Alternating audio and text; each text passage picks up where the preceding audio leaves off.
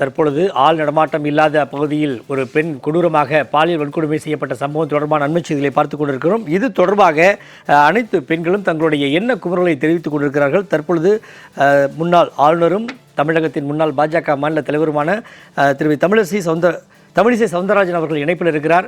வணக்கம் மேடம். தற்பொழுது கோயம்புத்தூர் நடந்த சம்பவம், அதாவது நேற்று நடந்த சம்பவம் தமிழகம் முழுவதும் பெரும் அதிர்வலை ஏற்படுத்தியிருக்கு.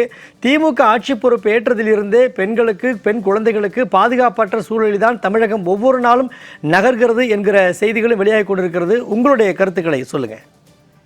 எனக்கு மிகுந்த மனவேதனையாக இருக்குது. நான் திருப்பி இதை பற்றி சம்பவங்களை கேள்விப்பட இருக்கிறதே என்று தலைகுனிய வேண்டியிருக்கிறது. தமிழகத்தை தலைகுனிய விட மாட்டோம் என்று சொல்லிக்கொண்டே தமிழக பெண்களையும் தமிழகத்தையும் தலைகுனிய வைத்துக் கொண்டிருக்கிறது இந்த திராவிட மாடல் திமுக அரசு.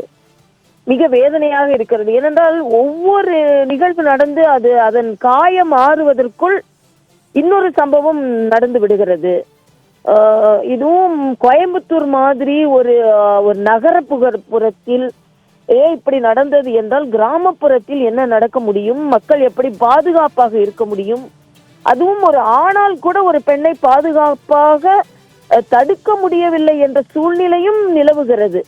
ஆக இவர்களுக்கெல்லாம் யார் அந்த துணிச்சலை தருகிறார்கள் என்பதுதான் நமக்கு வேதனையாக இருக்கிறது. திராவிட முன்னேற்ற கழக ஆட்சியில் குற்றவாளிகள் தண்டிக்கப்பட மாட்டார்கள், பாதுகாக்கப்படுவார்கள் என்ற சூழ்நிலை இருப்பதனால் தான் குற்றவாளிகளுக்கு இத்தகைய துணிச்சல் வருகிறது. ஆணோடு ஒரு பெண் இருக்கும் போதே இந்த பிரச்சனை என்றால், தனியாக ஒரு பெண் போகும்பொழுது அடையாளமே தெரியாமல் போயிருக்குமே. அந்த தம்பி கூட இருந்ததனால் பாதிக்கப்பட்ட பெண்ணுக்கு உடனே காவல் நிலையம் சென்றிருக்கிறார்கள். சிந்திக்கவே எனக்கு பயமாக இருக்கிறது. ஒருவேளை அந்த பெண் தனியாக நடந்து போயிருந்தாள் என்றால் அவளை பற்றிய விவரம் கூட நமக்கு தெரியாமல் போயிருக்குமே. ஆக அப்படிப்பட்ட ஒரு மோசமான சூழ்நிலை தமிழகத்தில் நிலவுவது மிக மிக வன்மையாக கண்டிக்கத்தக்கது. இதற்கு காரணம் கட்டுக்கடங்காத டாஸ்மாக்கும் ஒரு காரணம். ஆக போதைப் பொருள்கள் நடமாட்டமும் காரணம். நான் மருத்துவர் என்ற முறையில் சொல்கிறேன், கட்டுக்கடங்காது இதை போல பாலியல் குற்றங்களுக்கு போதைப் பொருட்களின் அதிகமான நடமாட்டமும் காரணமாக இருக்கிறது. ஆக எதையுமே கட்டுப்படுத்தாத திராவிட முன்னேற்ற கழக அரசு வீட்டுக்கு போக வேண்டும் என்பதை மறுபடியும் இது உறுதி செய்கிறது. அந்த பெண்ணுக்கு முறையான சிகிச்சை அளிக்கப்பட வேண்டும். குற்றவாளி நிச்சயமாக தண்டிக்கப்பட வேண்டும். வருங்காலத்தில் பெண்கள் பாதுகாப்பாக இருப்பதற்கு தமிழக அரசு அத்தனை நடவடிக்கைகளையும் மேற்கொள்ள வேண்டும். மேடம், அதே போல தண்டனைகள் கடுமையாக இருந்தால் தான் குற்றங்கள் குறையும் என்று சொல்வார்கள். அதே போல ஆளுகின்ற ஆட்சியாளர் மீது பயம் இல்லை என்றால் இதுபோல சமூக கொடுமை செய்யக்கூடியவர்களுடைய எண்ணிக்கை அதிகரிக்கும், அவங்களுடைய துணிச்சல் அதிகரிக்கும் என்கிற நிலை தற்பொழுது திமுக ஆட்சி நிலவுகிறது அப்படின்னு சொல்றாங்களே, அது பற்றி உங்களுடைய கருத்து? நிச்சயமாக. ஏனென்றால் மிக மிக மோசமான ஒரு சூழ்நிலை. ஒரு சம்பவம் நடந்தால் அதில் கடுமையான தண்டனை இல்லை என்றால் நம்ம எல்லாம் தப்பிக்கவே முடியாது என்ற ஒரு சூழ்நிலை இருந்தால் யாரும் தவறு செய்ய மாட்டார்கள். ஆனால் இன்னுமே அண்ணா யூனிவர்சிட்டியில யார் அந்த சார் என்ற கேள்வி இன்னும் நாம் கேட்க வேண்டிய நிலையில், அதே மாதிரி திருவாரூரில் ஒரு பெண் பாதிக்கப்படும் பொழுது அவளுக்கும் அந்த பெண்ணுக்கும் நியாயம் கிடைக்காத நிலையில், சென்னை ஈசிஆர்ல ஒரு பெண் பாதிக்கப்படும் பொழுது அவருக்கும் நியாயம் கிடைக்காத நிலையில், ஆக தவறு செய்யலாம் நம்மை இந்த அரசு தட்டி கேட்காது என்ற ஒரு சூழ்நிலை இருக்கும் பொழுது மறுபடியும் தவறு செய்ய குற்றவாளிகள் தூண்டப்படுகிறார்கள்.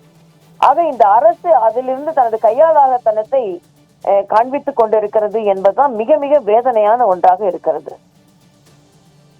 அனைத்து பெண்களுக்குமே இந்த விவரம் தெரிந்த அனைத்து பேருமே பதறக்கூடிய இந்த சூழலில் காவல்துறை இன்னும் அந்த சமூக குற்றவாளிகளை கண்டுபிடிக்க முடியவில்லை. காவல்துறையுடைய மெத்தன போக்கு, தமிழக அரசின் நடவடிக்கை குறித்து உங்களுடைய கருத்து? காவல்துறை முதலில் அவர்கள் என்ன நடவடிக்கையில் ஈடுபடுகிறார்கள் என்று அவர்களுக்கே தெரியவில்லை. காவல் நிலையத்திற்கு, அசோக் நகர்ல காவல் நிலையத்திற்கு பக்கத்திலேயே காரில் பேசிக் கொண்டிருந்த ஒருவர் கொலை செய்யப்படுகிறார். காவல் நிலையத்திற்குள்ளேயே அவர் லாக்அப்ல இருக்கிற தம்பி ஒருவர் மரணம் அடைகிறார். காவல்துறையினால் அடித்து கொல்லப்படுகிறார். ஆக இங்கே காவல்துறை என்பது காவல்துறையாக இருக்க வேண்டுமே தவிர அடங்கி கொண்டிருக்கின்ற துறையாகவும் எந்தவித கட்டுப்பாட்டிற்கும் இல்லாத துறையாகவும் முதலமைச்சர் காவல்துறை மீது கட்டுப்பாடு வைத்திருக்கிறாரா என்ற ஒரு சந்தேகத்தையும் ஏற்படுத்தும் அளவில் அல்லவா இந்த காவல்துறை செயல்பட்டு கொண்டிருக்கிறது என்பது வேதனை. நன்றி மேடம். இணைப்பில் கலந்து கொண்டு தங்களுடைய கருத்துக்களை பகிர்ந்து வைக்க மிக்க நன்றி மேடம். நன்றி.